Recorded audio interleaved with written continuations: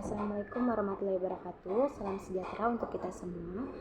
Pada video ini saya akan menyampaikan kesimpulan dari materi yang saya pelajari pada pertemuan 1 sampai dengan pertemuan 7 dalam mata kuliah Teknologi Pendidikan dalam pendidikan jarak jauh.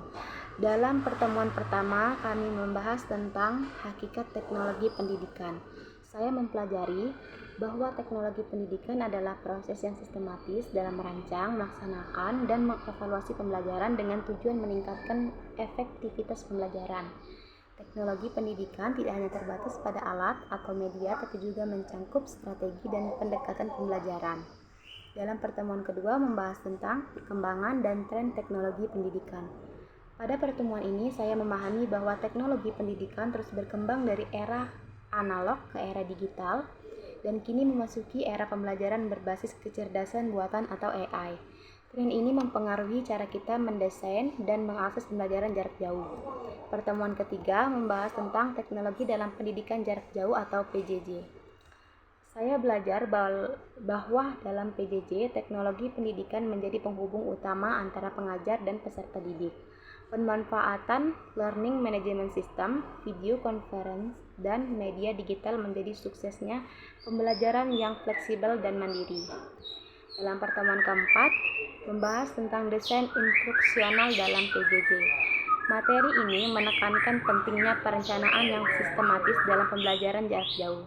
Desain instruksional seperti model ADDIE sangat penting untuk memastikan bahwa materi, media, dan metode yang digunakan relevan dan efektif.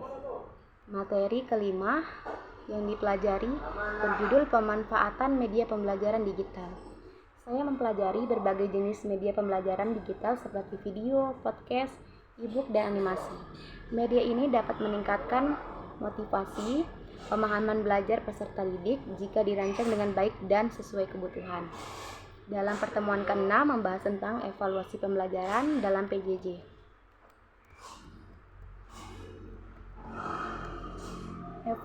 Evaluasi dalam PJJ harus mempertimbangkan aspek keadilan, keaslian, dan kepraktisan. Alat evaluasi seperti kuis online, portofolio digital, dan forum diskusi dapat digunakan untuk menyangkut pencapaian belajar secara menyeluruh. Pertemuan ke-7 membahas tentang tantangan dan peluang teknologi pendidikan.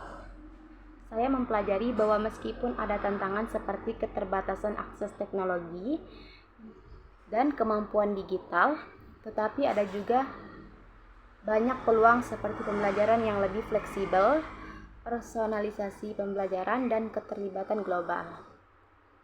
Melalui pertemuan ini, saya menyimpulkan bahwa teknologi pendidikan dalam PJJ bukan hanya soal alat, tapi juga bagaimana merancang, mengelola, dan mengevaluasi pembelajaran dengan pendekatan yang inovatif dan berpusat pada peserta didik. Teknologi harus dimanfaatkan secara bijak untuk menciptakan pembelajaran yang inklusif, efisien, dan bermakna.